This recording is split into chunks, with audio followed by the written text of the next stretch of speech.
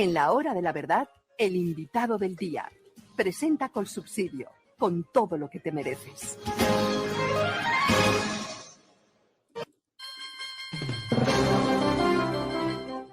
Doctor José Félix Laforí, muy buenos días. Fernando, muchas gracias por la invitación, qué grato escucharte. Bueno, para nosotros es también muy grato escuchar a un hombre con quien hemos tenido tantos puntos de encuentro en la vida y ahora estamos en una posición de absoluto escepticismo frente a su ubicación en estos supuestos acuerdos de paz con el ELN. Bueno, doctor José Félix, ¿qué está haciendo usted en esa mesa? ¿Y cómo representa o puede ser parte de una mesa que dirige o que responde a las inquietudes y orientaciones de un hombre por el que tenemos tan poco aprecio, usted y yo, como el presidente de la República, Gustavo Petro? ¿Qué hace usted ahí en esa mesa? Pues Fernando, acabas de decir, es que resulta que Petro terminó siendo el presidente de la República.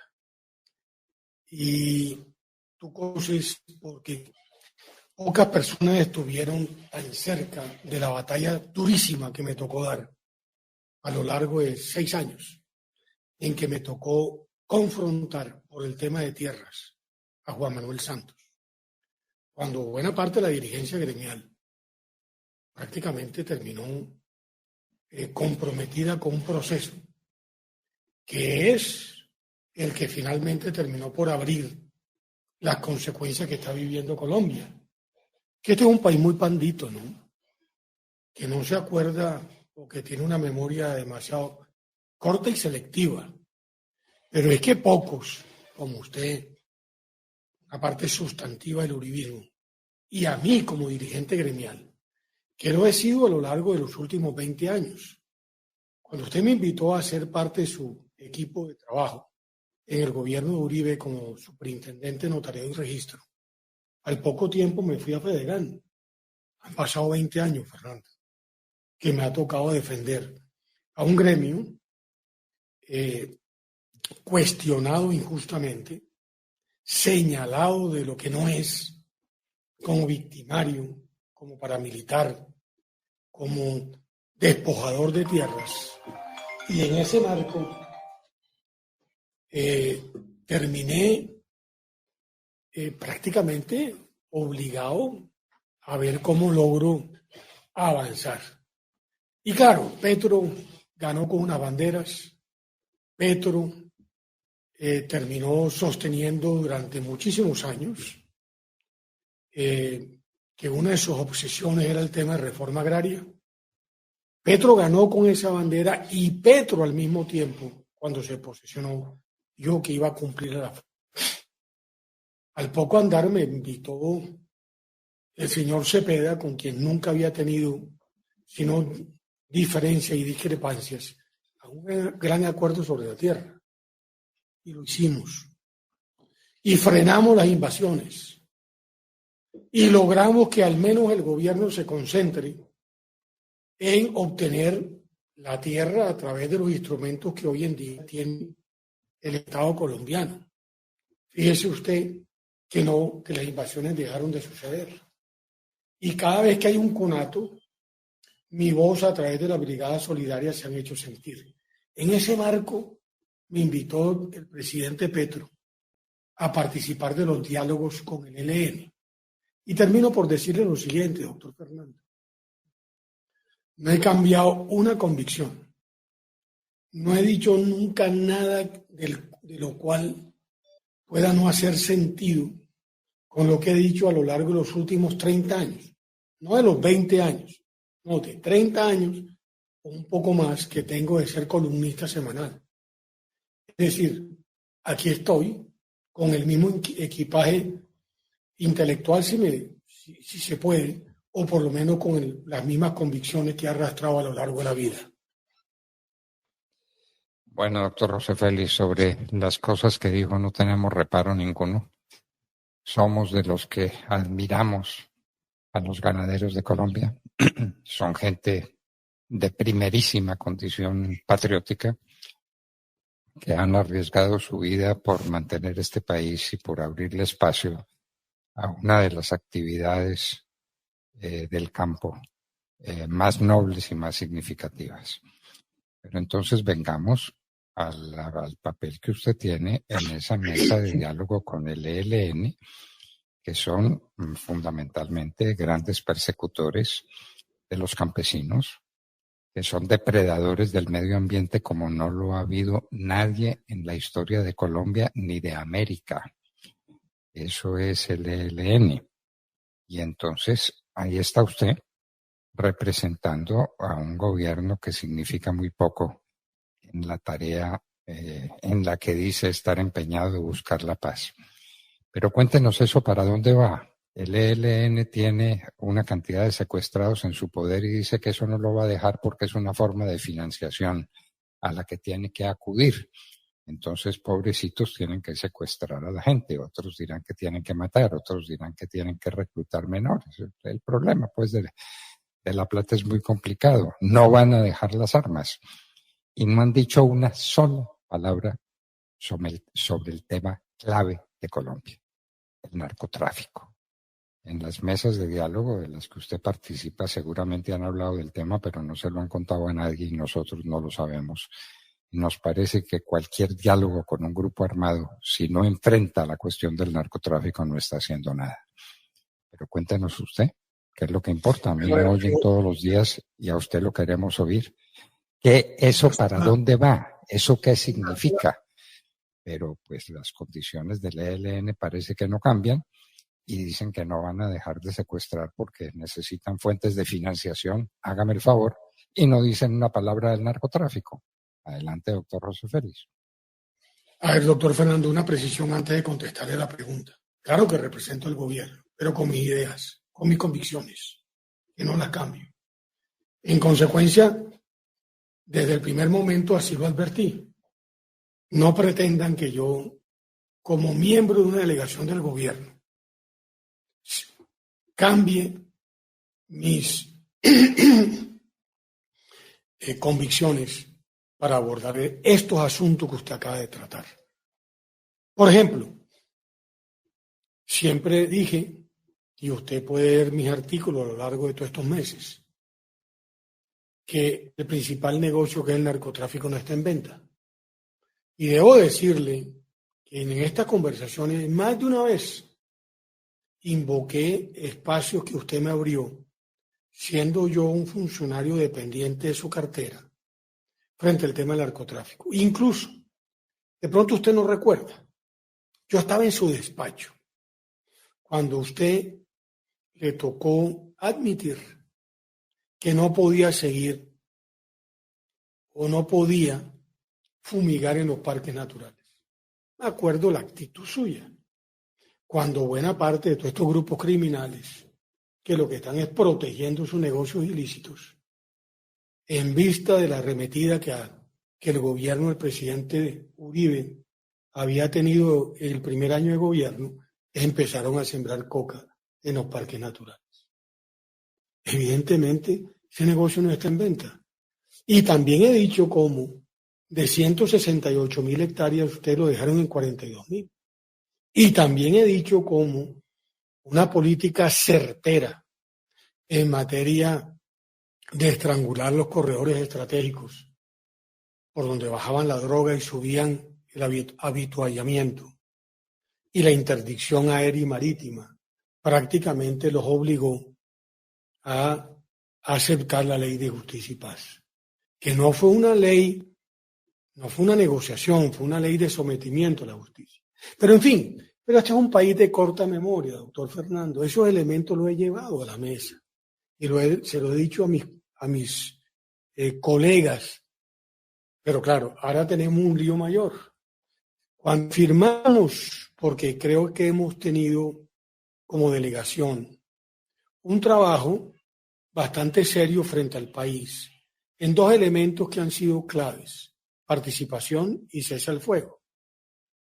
Y recuerdo que cuando el presidente Petro viajó a Cuba y delante del presidente de Cuba se firmaron los acuerdos, se dieron a conocer, Acto seguido, creo que todavía no se habían ido ellos, entrevistaron a Beltrán y habló, entre comillas, de las retenciones económicas, cuando ya había venido planteando en la mesa de negociación el tema del financiamiento, incluso con los países garantes y acompañantes.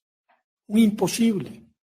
Nadie puede constituir un fondo para financiar a una guerrilla que es considerada a nivel internacional como un grupo terrorista, pero que aún sigue en armas en un proceso de negociación. Eso era un imposible.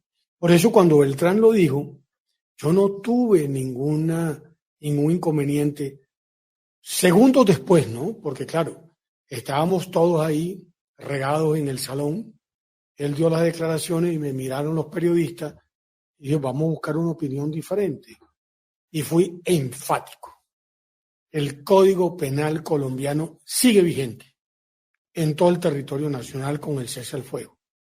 Y hasta donde yo entienda, la retención con fines económicos se llama secuestro y está claramente tipificado en el Código Penal. Pero aún más dije también que habíamos firmado un acuerdo que claramente hacía de las retenciones económicas, entre comillas, un delito de lesa humanidad, tal y como la doctrina y los protocolos que se habían firmado como resultado del DIH así lo establecían. Y la razón, a la final me la ha venido dando el tiempo, porque incluso Naciones Unidas la semana pasada le tocó reiterar lo que era doctrina de Naciones Unidas. El secuestro es un delito de lesa humanidad.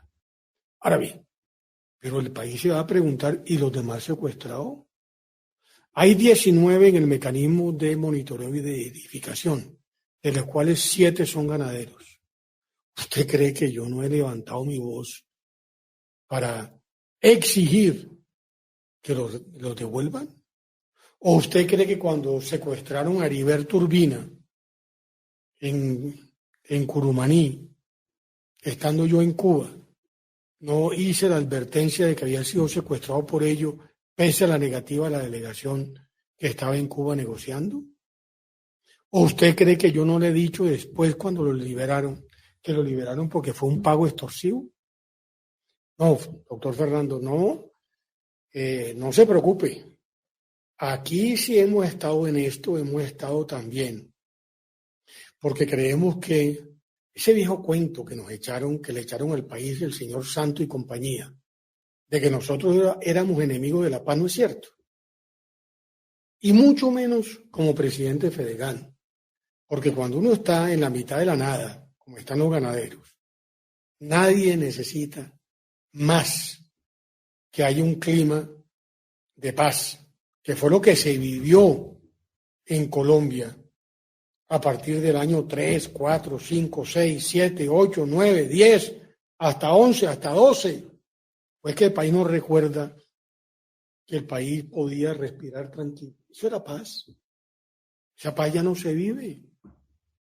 Yo acabo de regresar del Cesar y uno ve que la extorsión campea, que uno ve que esa seguridad, porque la seguridad es un problema de percepción, hasta que te secuestran o hasta que te extorsionan, pero la gente ya está amedrentada. ¿Cuántas veces usted no lo ha dicho? Cuando llegó el ministro, yo fui parte de su equipo de trabajo. ¿Cuántos alcaldes estaban despachando desde Bogotá? ¿El país ya lo olvidó? Yo no lo he olvidado. En consecuencia, aquí yo sí formo parte de la delegación del gobierno, pero repito, no he cambiado una sola de mis opiniones, ni mucho menos de mis convicciones, que en buena parte son las mismas suyas, porque hemos hecho casi que una trayectoria vital, o por lo menos el caso de María Fernanda y mía, a lo largo de que serán 20 años, con usted, bueno, yo más, desde que hicimos el Club del Nogal. Entonces hay que atenerme. En consecuencia, aquí estamos con mucha claridad. A mí me dicen, pero renuncie. ¿Qué resuelvo con renunciar? que la gente no se prueba saliendo a correr en la primera de cambio, no hay que estar ahí como los toreros, cuando realmente le sale un toro, en este caso matrero, ¿no? Y usted que también es taurino como yo sabe lo que es un toro matrero. Los toros no se torean, lidian. Hay que lidiarlo, vamos a lidiarlo y aquí estamos, no voy a salir corriendo.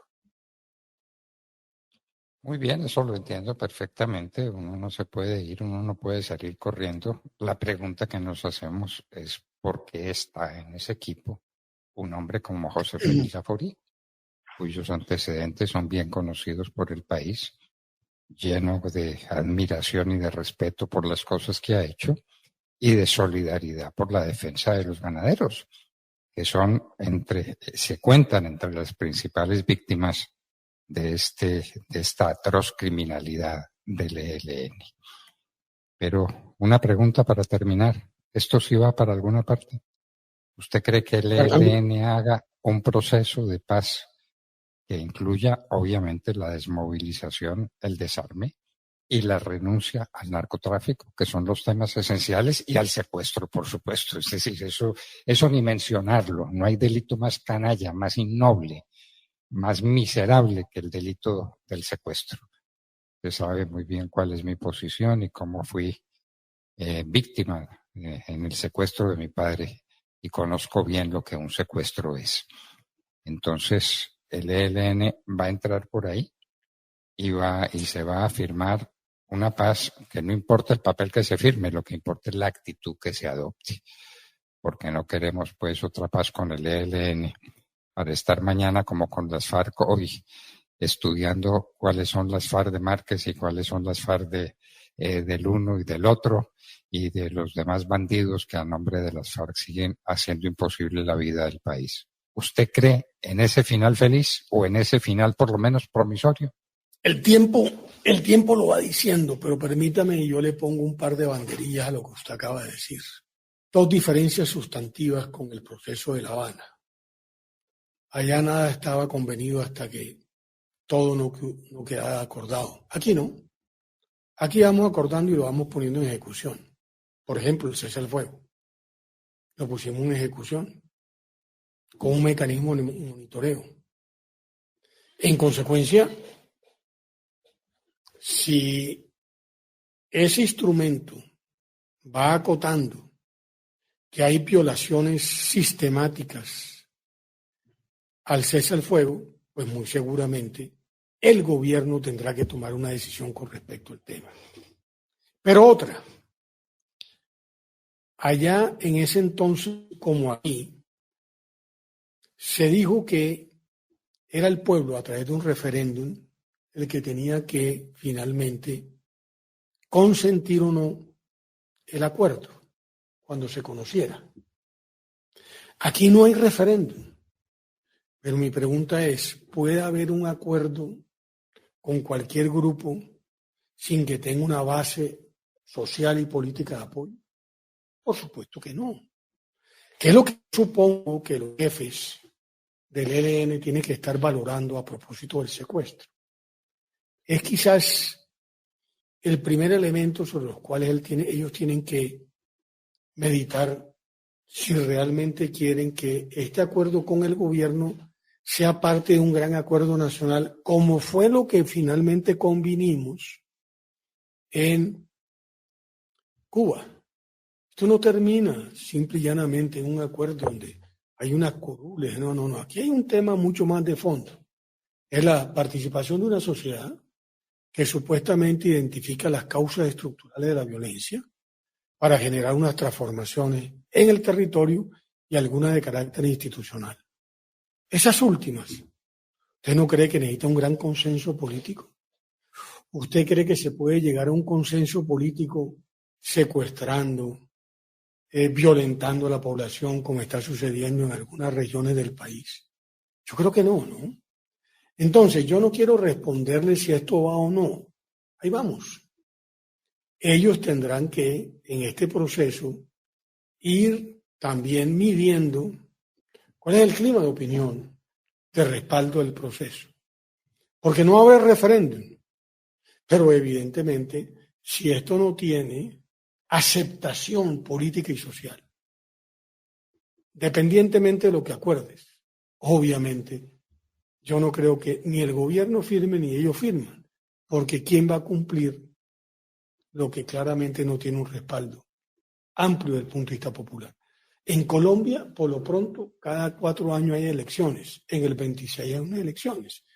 Si yo estuviera en los pantalones de ellos, y no tengo por qué dar ni consejos ni sugerencias, es claro que estaría pensando, si esto sale mal y en el 26 gana una persona que no representa las ideas del pacto histórico, ¿quién va a obligarse a cumplir lo que se acordó? Entonces, Fernando, me parece que aquí hay unos elementos que nadie más que usted sabe, porque pocas personas como usted ha sido un protagonista de la vida nacional a lo largo de los últimos 40 años, si se quiere. Entonces, esto no es tan sencillo. Ahí vamos. Como diría un boga en la mitad de un río caudaloso, vadeando el río, a ver dónde uno va encontrando el camino para poder pasar de una orilla a la otra orilla. Bueno, sobre esto del acuerdo popular, los colombianos tenemos muy presentes que contra viento y marea, contra todo el dinero del gobierno, contra todas las trapisondas que hizo Juan Manuel Santos para tratar de ganar ese plebiscito, lo derrotamos. Y lo derrotamos por una enorme cantidad de votos que el registrador escamoteó, porque es especialista en la materia, pero lo suficientes como para que fuera imposible ocultar la verdad. El país dijo no, y sin embargo, la Corte Constitucional, aliada con el gobierno, se burló de la voluntad popular. Son las cosas que pasan, son las cosas que suceden. Y en este momento, frente al ELN, estamos llenos de inquietudes, llenos de malestares. Unos sujetos hablando del secuestro como si fuera de una actividad económica lícita, que no mencionan el tema del narcotráfico, que no se arrepienten ni han dicho una sola palabra pidiéndole perdón a los colombianos por el daño ambiental que han causado a lo largo de los años. Y pues ahí están. Y solo le digo que cuánto quisiéramos tenerlo bien de este lado y estarlo entrevistando ahora como uno de los campeones de la lucha contra un encuentro, contra el resultado de unos diálogos que no pueden ser otros que los de dejar las armas, dejar el narcotráfico, dejar los ataques ambientales y dejar el secuestro, pues, en primerísimo lugar, porque las personas que están cerca de usted en Fedegan son las primeras víctimas de esa atrocidad. Doctor José Félix, ahí vamos, y para verdad es el tiempo, decían, ¿no? Entonces, no hay que olvidarlo, para verdad es el tiempo, y esperamos que usted tenga razón en lo que está haciendo. Sabemos que lo hace con absoluta buena fe, y pues nos duele no estar en el mismo lado, ni tener la misma libertad de expresión que tendríamos si usted también estuviera por fuera del equipo negociador del ELN, porque por mucho que usted diga que dice lo que siente, de todas maneras es parte de ese equipo, de un equipo que responde a lo que Gustavo Petro en últimas diga como presidente de la República. Pero déjeme disentir de usted, porque lo bueno de los amigos es que podemos controvertir. No, mire, buena fe no. Yo estoy como delegado del gobierno con la misma firmeza y arrastrando las mismas convicciones. Y haré aquella cosa que considere que sea buena para el país, para Colombia. Hay una frase que a veces la gente usa. Yo creo que hay que empezar a volver otra vez a identificar a aquellos que realmente creen en patria, es decir, el patriota. No, yo considero que soy un colombiano, que ya a esta altura del paseo no soy capaz de traicionar a la patria, Colombia, a las Fuerzas Armadas, a las instituciones, a las cosas en las que creo. En consecuencia, más que buena fe, firmeza y convicciones.